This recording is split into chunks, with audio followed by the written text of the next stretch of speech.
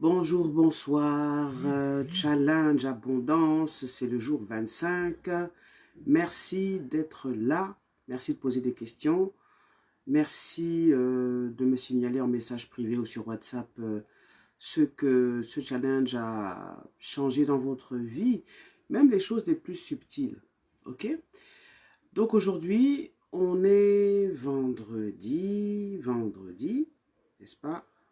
Alors je regarde la date, vendredi 21 mai.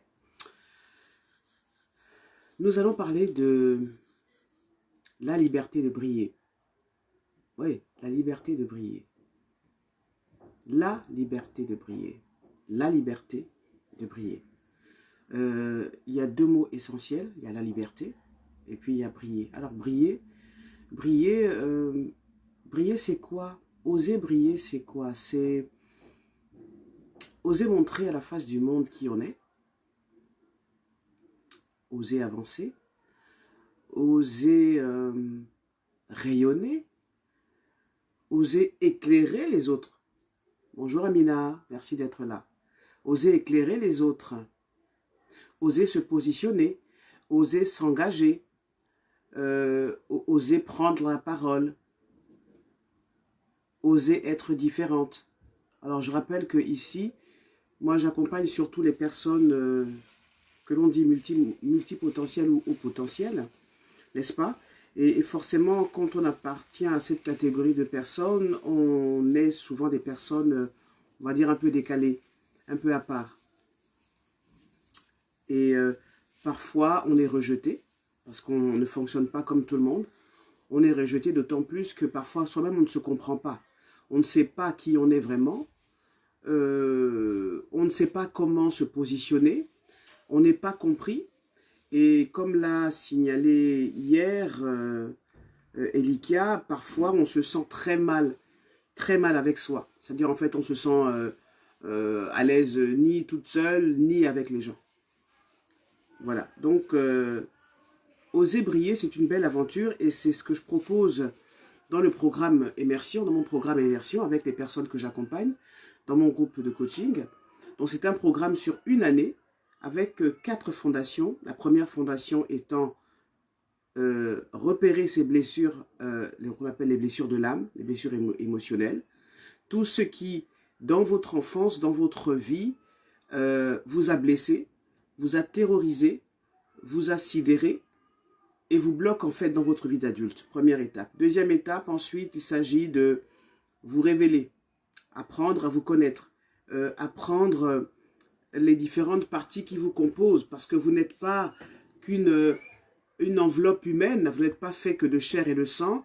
Vous cohabitez avec un être que vous ne connaissez pas, que personne n'en parle en fait. Même dans les églises, c'est rare qu'on en parle. On parle plutôt du Père, du Fils et du Saint-Esprit. Là, je m'adresse à ceux qui sont catholiques, par exemple.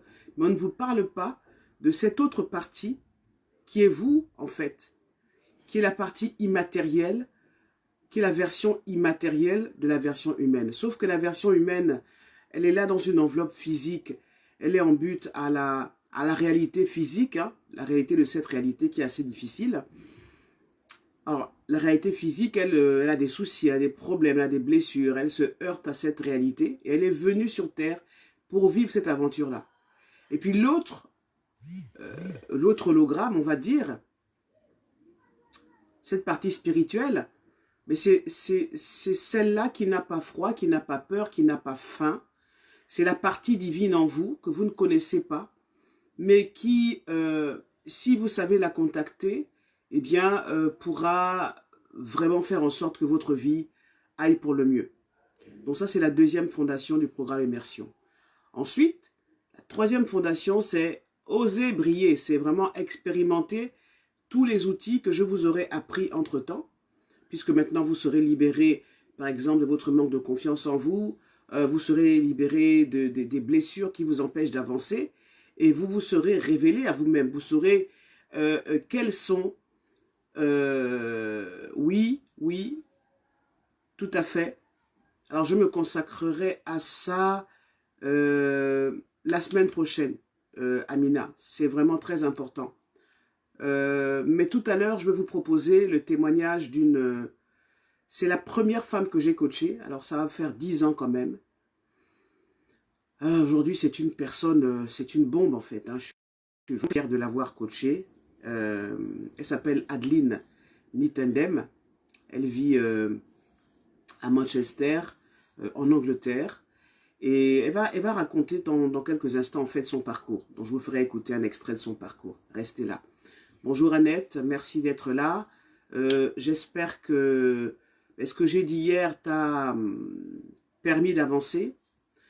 Donc je parlais de mon programme Immersion. Si vous voulez vraiment être accompagné, si vous voulez oser, justement, oser vous prendre en main, oser vous débarrasser des pelures d'oignons qu'on vous a mis sur vous, en fait, et qui vous empêchent d'avoir accès à ce noyau dur qui est vraiment votre puissance, en fait, qui vous êtes.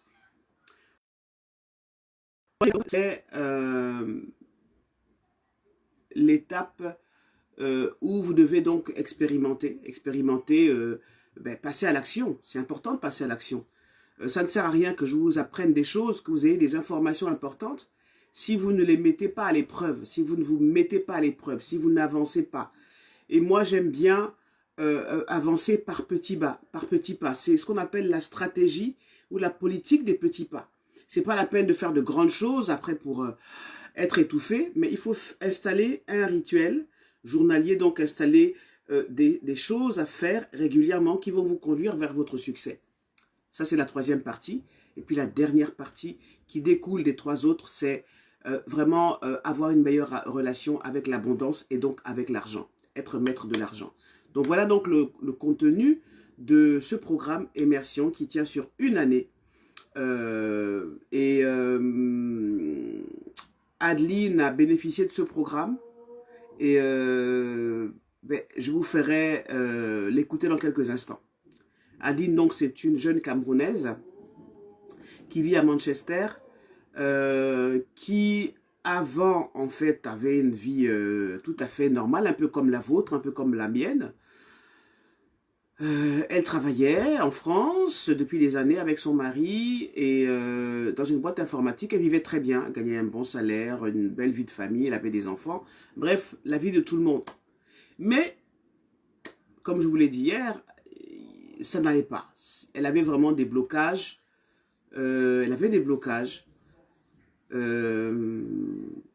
de blocages familiaux. On a beaucoup travaillé sur les blocages à l'intérieur de sa famille. On a d'ailleurs commencé par ça. Et je me rappelle d'une femme déterminée, forte, mais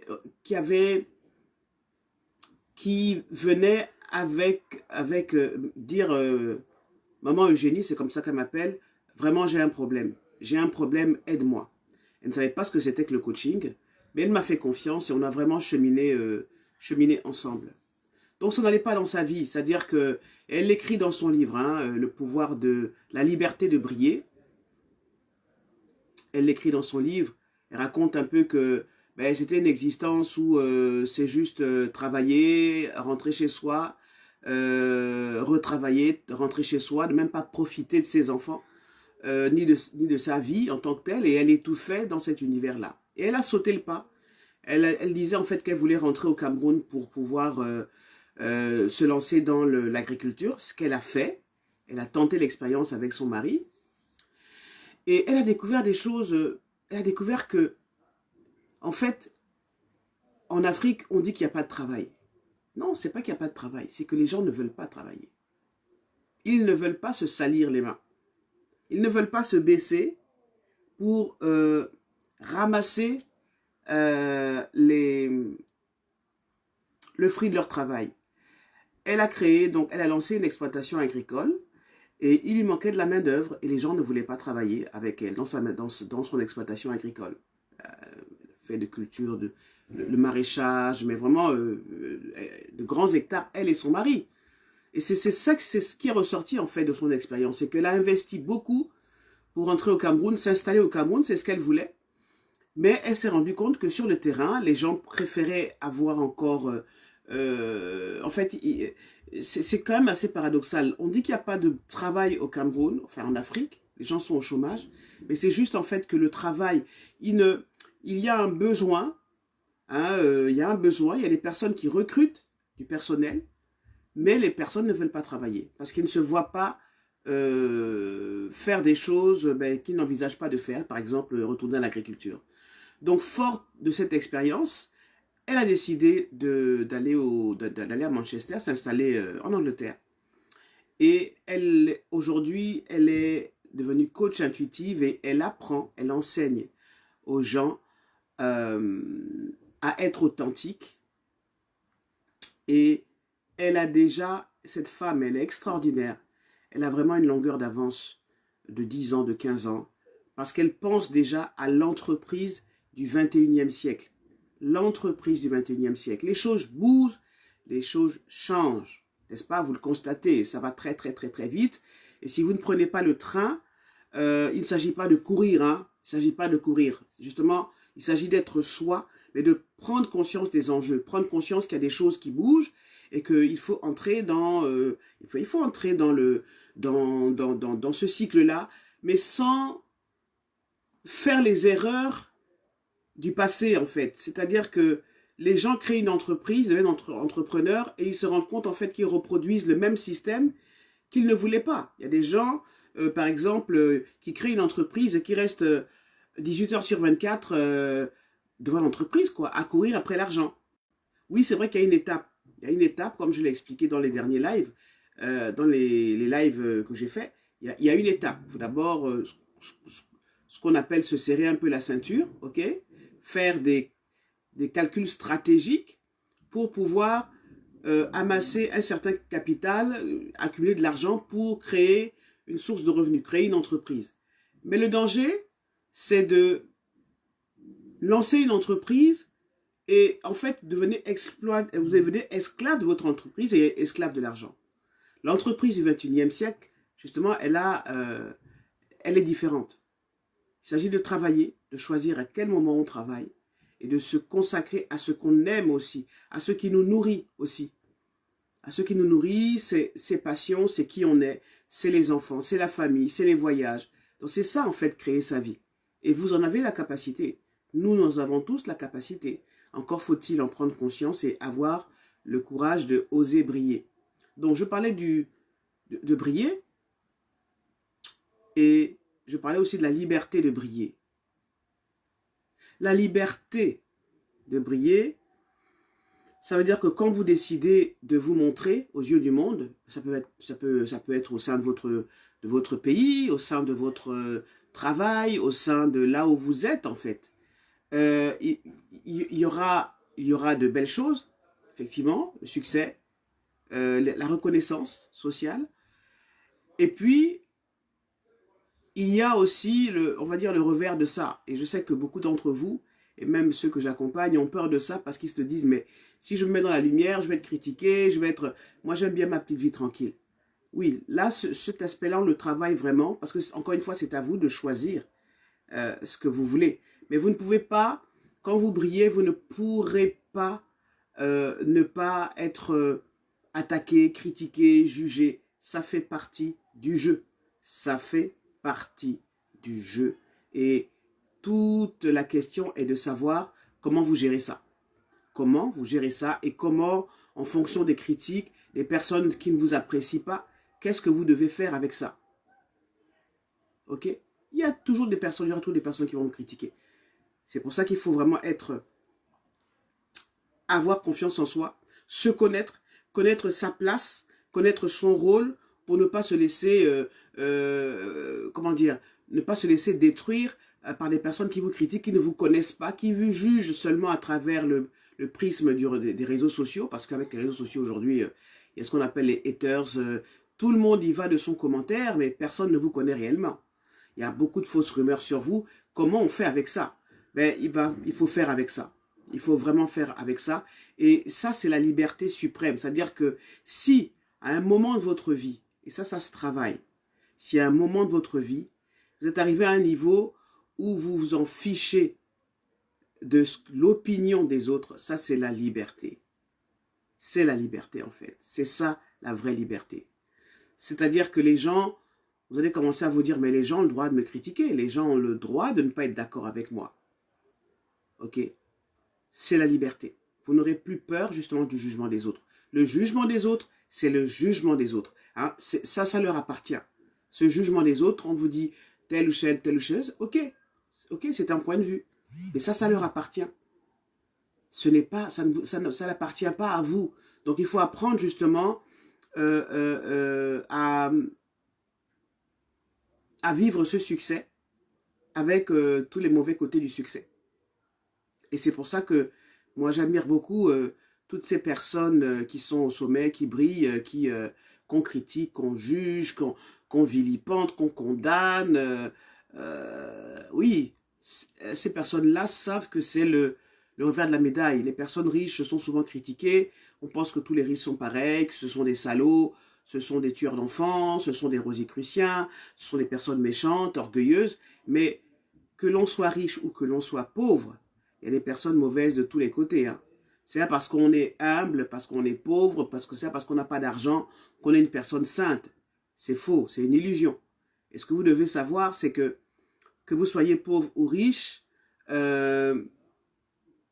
vous êtes au même titre des êtres humains avec les mêmes droits et les mêmes devoirs. Les mêmes droits, le même respect. La seule différence, c'est la différence sociale. Tout simplement ça. Et si vous vous parez de l'habit de, si vous êtes une personne qui n'a pas d'argent, mais vous vous parez de l'habit de je suis fier de qui je suis fier de la place que j'occupe, je suis fier d'être qui je suis, mais vous n'allez pas trembler devant une personne qui est riche. Voilà, vous allez être vous-même. Effectivement, Amina, il y a beaucoup de mauvais côtés. Oui, bon, enfin, beaucoup de mauvais côtés. Quels sont les mauvais côtés? Quand vous dites beaucoup de mauvais côtés, c'est quoi? Dites-moi, j'aimerais bien savoir quels sont tous les mauvais côtés dont vous parlez. Vous voyez des personnes qui ne m'aiment pas, personnes qui ne m'aiment pas, qui ne sont pas d'accord avec moi. Ok? C'est leur choix. C'est leur choix. Mais il y a une façon, justement,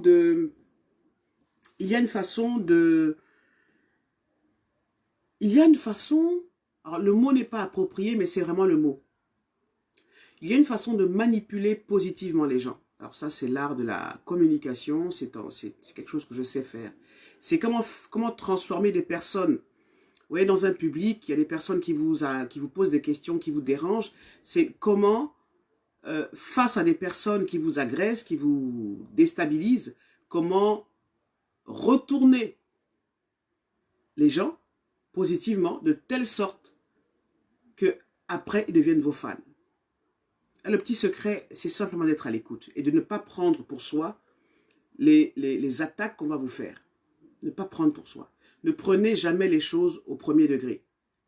Ça, c'est, si vraiment j'ai un conseil à vous donner, ne prenez jamais les choses au premier degré. On vous pose des questions, on vous agresse, il ne s'agit pas de vous. C'est la personne qui porte ça, ok?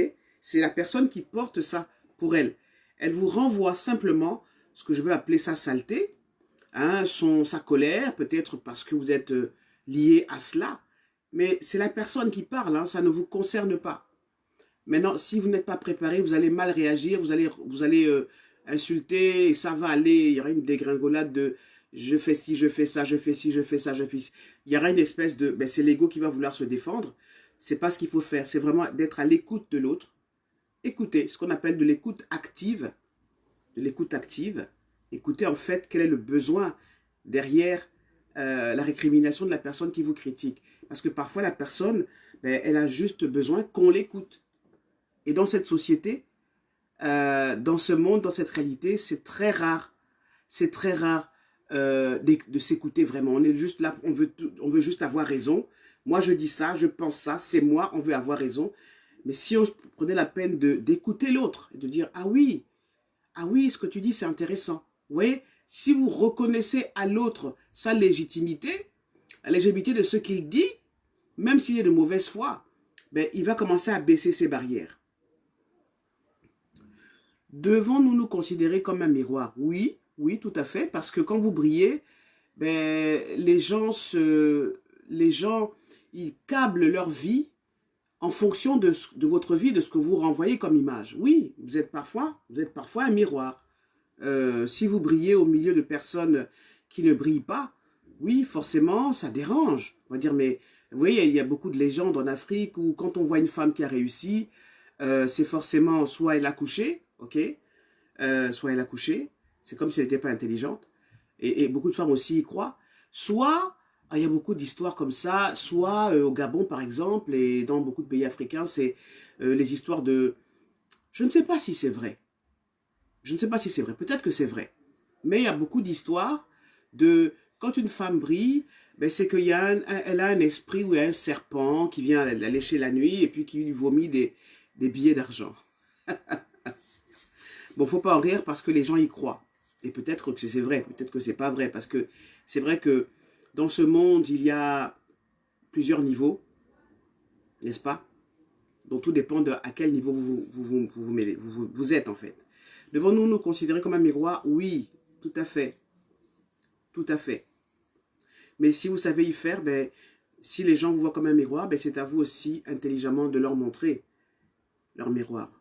Mais sans les agresser, sans les juger, sans vous prendre pour une personne supérieure. Oui, moi je sais tout, vous avez tort. Non, c'est simplement d'être à l'écoute des gens. Voilà, c'est ce que je voulais dire en introduction. Donc je vais vous proposer d'écouter le témoignage donc, de Adeline Nintendem. C'est vraiment une femme exceptionnelle que j'ai eu la chance de coacher il y a 10 ans.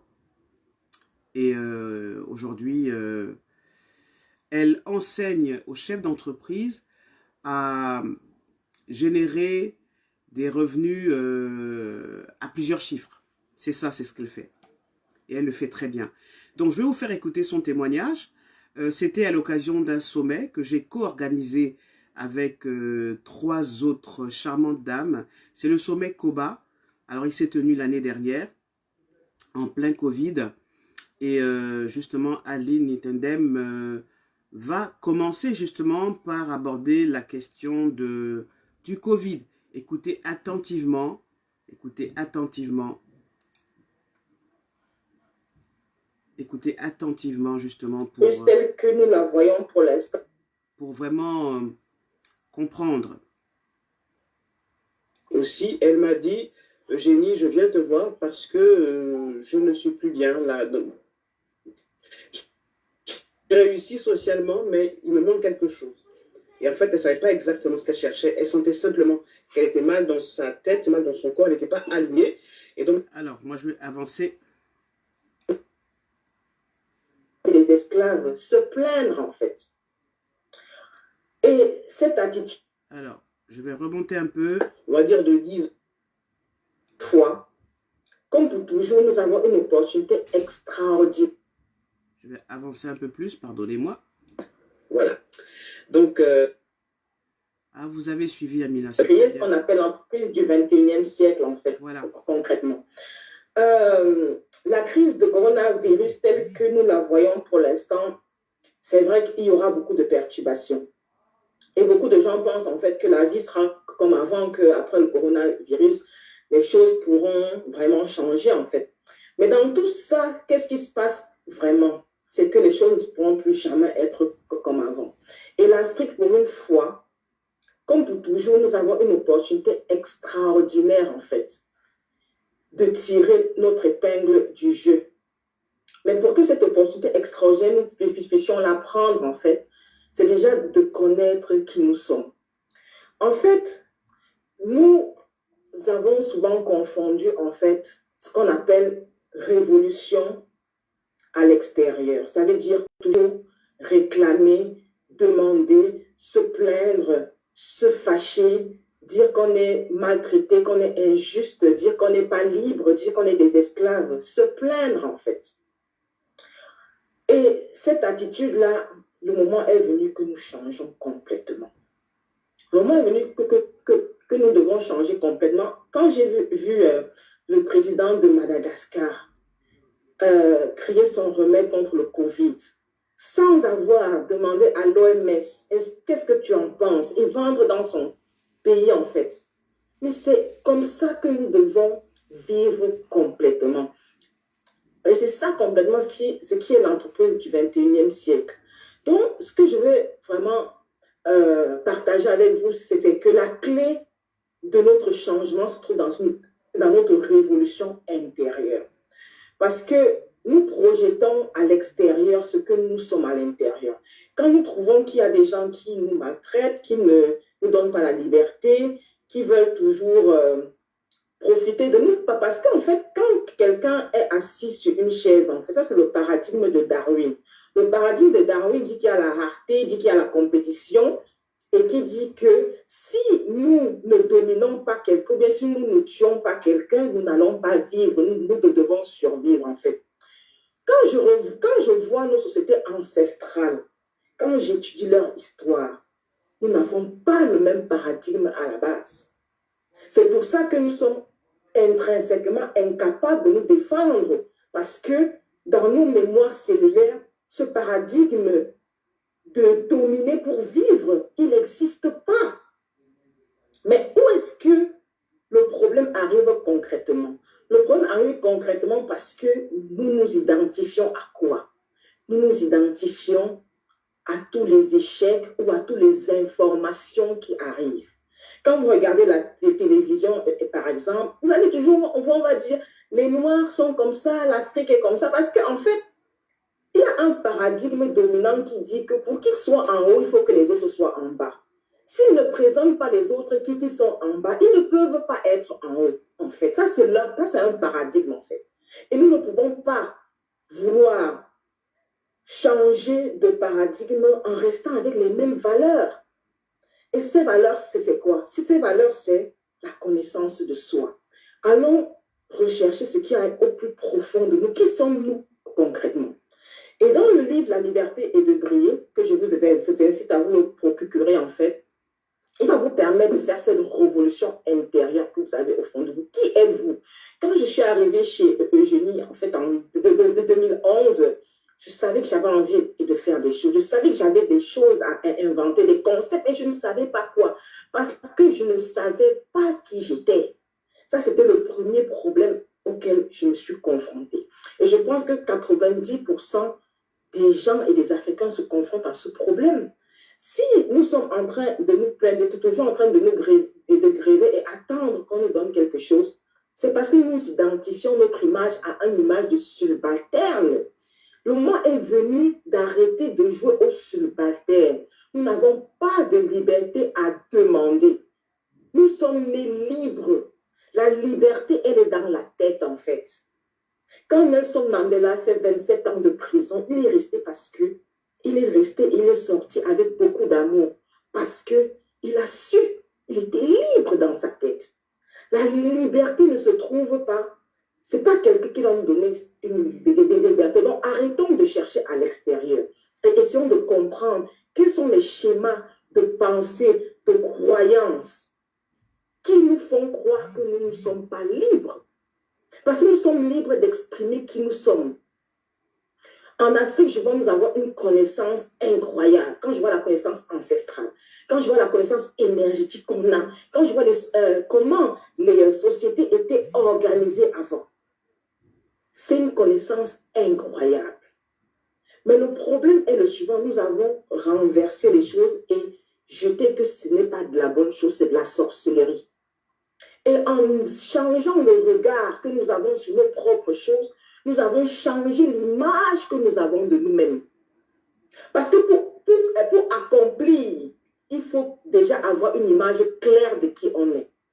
Or, si aujourd'hui, beaucoup de gens veulent faire des choses, mais pourquoi ils n'avancent pas? Ou bien pourquoi ils se doutent? Ou bien pourquoi on se marche entre les uns et les autres? Ou bien pourquoi il n'y a pas une forte de solidarité? Tout simplement parce que nous n'avons pas réglé la question de notre image personnelle. Personne ne peut changer l'autre. Il n'y a pas de révolution à l'extérieur qu'on puisse faire pour changer l'Afrique. La révolution, elle est à l'intérieur de nous. Nous sommes venus sur cette terre avec des dons et des talents pour exprimer qui nous sommes. Alors ça, c'est la première partie. Donc l'entreprise du 21e siècle, c'est une entreprise en fait où déjà le promoteur connaît l'agenda de son âme. Quand on regarde par exemple les sociétés initiatiques dans toutes les traditions, moi je suis tradition Baba-Mileke, je sais que la connaissance ne se donne pas à l'école. Nous ne connaissons pas donner l'information. nous initions. Parce que initier, tu prends la connaissance dans ton ADN. Pourquoi les gens vont à l'école, ils font 14 ans, 20 ans à l'école et ils sortent, ils sont incapables de changer leur environnement. Nous sommes incapables d'avoir de l'eau potable. Pourtant, des gens ont fait beaucoup d'études. Nous sommes incapables d'avoir de l'électricité, d'être autonomes sur les points stratégiques, d'être autonomes sur l'agriculture. Pourquoi? Parce qu'à l'école, nous allons prendre l'information. Nous n'allons pas faire un parcours de transformation intérieure. Parce que la transformation intérieure inclut qui nous sommes. Et donc, l'entrepreneuriat ou l'entreprise du 21e siècle, celle qui est en train de naître et que vous allez voir clairement au grand jour, dans 10, dans 20, dans 30 ans, les entrepreneurs qui arrivent sont des entrepreneurs où leur entreprise est une extension de qui ils sont. C'est pour ça que j'ai compris aujourd'hui pourquoi 90% des entreprises se cassent la gueule après 5 ans. 90% des entreprises se cassent la gueule après 5 ans tout simplement parce qu'on veut expérimenter des idées qui ne sont pas nues. Moi, je me suis déjà cassé la gueule 2 fois, 3 fois, je veux même dire. Parce que j'ai créé quelque chose qui n'était pas moi. J'ai créé parce que j'ai vu d'autres personnes faire. Et maintenant, et c'est quand j'ai compris cela que je me suis recentrée sur moi, que j'ai une énergie incroyable qui arrive en moi parce que les choses me dépassent. Prenons conscience que nous sommes le robinet en fait. Et la source, la divinité qui est en nous, c'est l'eau. Et quand l'eau coule, c'est intarissable. Et nous sommes venus, et ce sont nos talents, nous c'est intarissable, nous sommes venus les partager. Donc, la première étape déjà, c'est identifier qui nous sommes, identifier nos talents. Est-ce que nous avons à partager à notre société? Partager avec amour et partager avec le grand cœur. Parce qu'il y a une loi qu'on appelle la loi de donner et de recevoir. C'est une loi, ça marche dans le sens donner avant de recevoir. Ce n'est pas recevoir avant de donner. En Afrique, on va dire qu'on est pauvre mentalement parce que nous pensons que c'est recevoir avant de donner. Tous les jours, il y a plein d'organismes de financement qui nous financent. Mais est-ce que cet argent en fait quelque chose? Parce que nous ne donnons pas. Nous ne donnons pas et nous avons tout à donner à l'humanité. Tout. Donc, la deuxième étape, mais maintenant, quand l'entrepreneur s'est transformé et il sait qui il est, il a à sa clé ses talents même. Et maintenant, il est capable complètement de se demander ces talents que j'ai, cette habileté. Comment est-ce que je peux servir les autres avec? Et quand on va dans cet état d'esprit, quand on part sur l'action de donner et de servir, vous allez vous rendre compte que l'argent et la richesse n'est qu'un droit. C'est notre droit de naissance.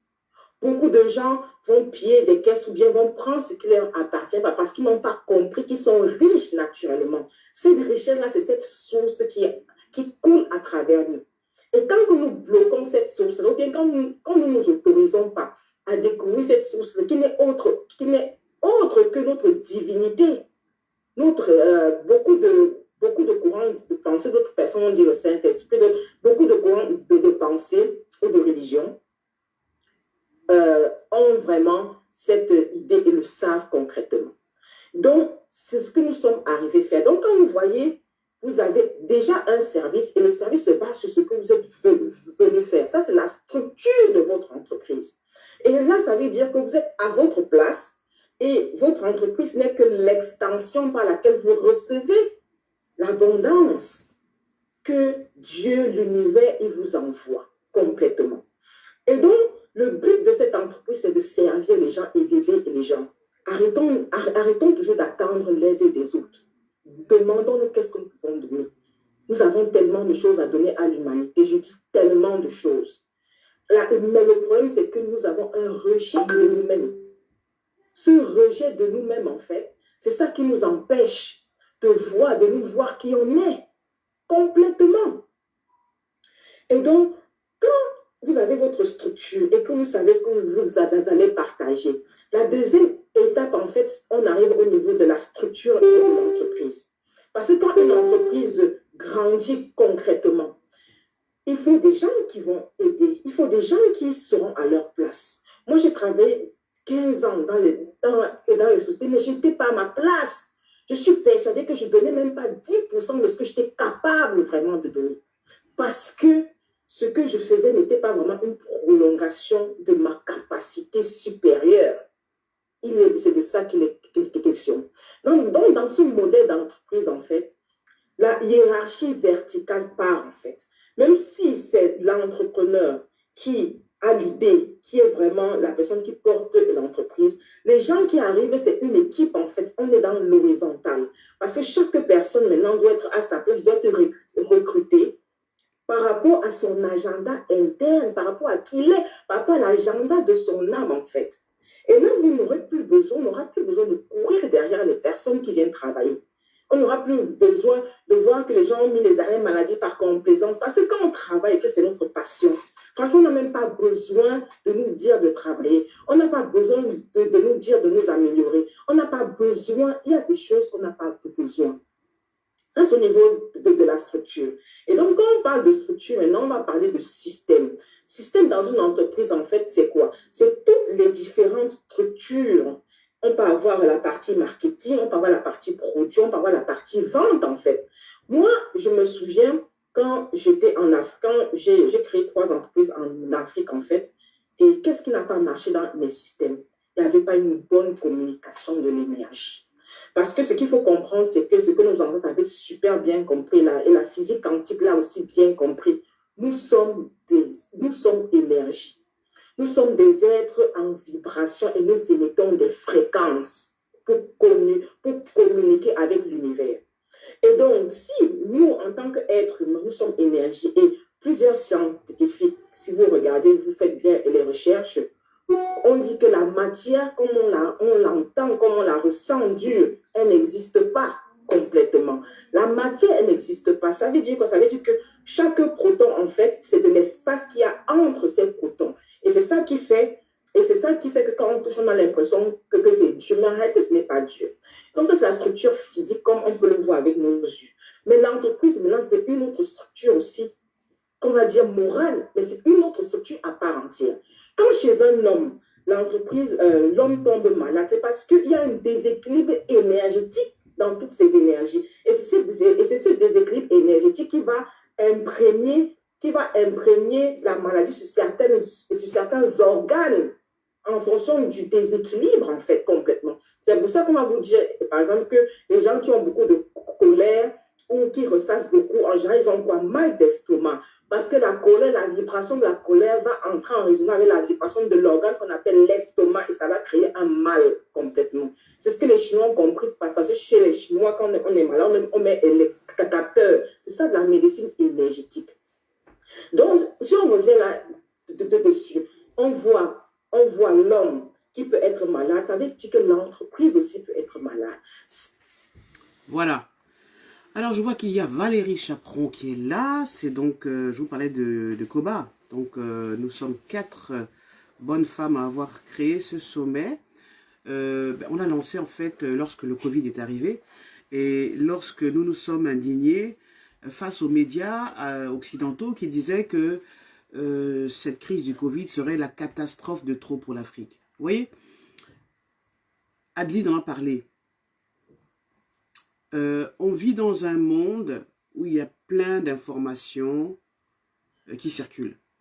Si vous adhérez à ces informations qui sont fausses, eh bien vous allez vous empoisonner et ça va vous détourner de qui vous êtes. Ça va créer de la colère, du ressentiment, de l'indignation. Et nous avons choisi de transformer cette indignation par de l'information, en créant ce sommet, justement au cours duquel on a sélectionné une vingtaine de spécialistes en Afrique et en Occident, qui ont démontré que l'Afrique était vraiment, vraiment, vraiment en avance sur beaucoup de plans. Et les statistiques le montrent, hein. C'est vrai qu'économiquement, c'est très difficile, mais ça l'est aussi ici. L'Afrique s'en sort beaucoup mieux, malgré ce qu'en disent les médias, parce que les médias aussi sont orientés, je suis bien placé pour vous le dire, les médias sont orientés, ils sont là pour faire du buzz, pour vendre, Et parfois, ils ne vont pas chercher l'information où elle est. Ils préfèrent parler des trains qui n'arrivent pas à l'heure. C'est le rôle des médias. Mais si vous calquez votre vie en fonction de ce que disent les médias, eh bien, ils vous envoient une énergie, ils vous donnent une relation, ils vous donnent une image du monde qui ne reflète pas effectivement la réalité de ce monde-là. Donc vraiment, il faut faire attention à ce que disent les médias, à ce que vous consommez. Parce qu'en fait, vous consommez de l'information. Donc ce qu'il faut faire, comme le dit Adeline, c'est vraiment vous prendre en main et de ne pas croire à ce que les Occidentaux ont dit, à savoir que le paradigme de Darwin, hein, oui, il faut être au sommet et puis il y a des gens qui sont en bas. Mais si vous y adhérez, mais nous y adhérons en tant qu'Africains, donc on cherche à rattraper le retard. Mais quel retard? Quel retard? Donc voilà, c'est ce que je voulais vous dire. Est-ce que vous avez des questions? Je vois qu'il y a des commentaires. Amina, l'échec est un escalier vers le succès, selon moi. Oui, tout à fait. Tout à fait. Dans ce paradigme, on nous fait croire qu'il ne faut surtout pas se tromper. Il ne faut pas commettre d'erreurs. Mais comment ne pas commettre d'erreurs? On a le droit de se tromper. On a le droit de se tromper. On a le droit d'avoir des échecs. On a le droit de les reconnaître. Vous voyez, même au niveau même de politique, quand il y a des candidats, on parle du vainqueur, on parle du perdant. C'est comme si, en fait, on n'avait pas le droit d'avoir des échecs. Mais ça fait partie de la vie. Et toutes ces choses-là nous plongent dans un bain d'inconfort, de peur, voilà, on n'est pas à notre place, on court, mais où est-ce que je suis, qui je suis? Ce que propose Adeline, c'est de revenir à soi. C'est de revenir à soi. Parce que votre entreprise, ou toutes les actions que vous menez, sont la résultante de ce que vous vibrez à l'intérieur de vous. Si vous êtes une personne qui n'est pas bien dans ses pompes, eh bien tout ce que vous allez entreprendre va refléter cela.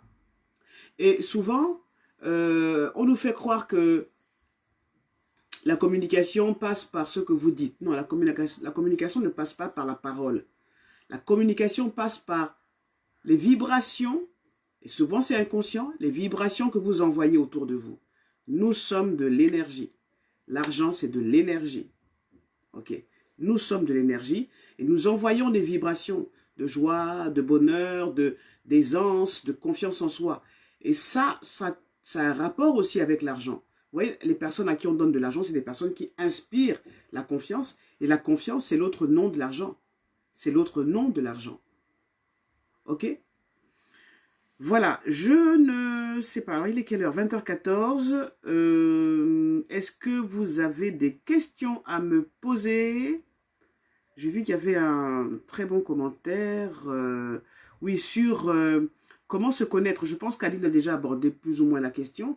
Et ce qu'il faut voir aussi, parce que le thème d'aujourd'hui, c'est oser briller. Adeline est quelqu'un qui est bègue. Elle est bègue.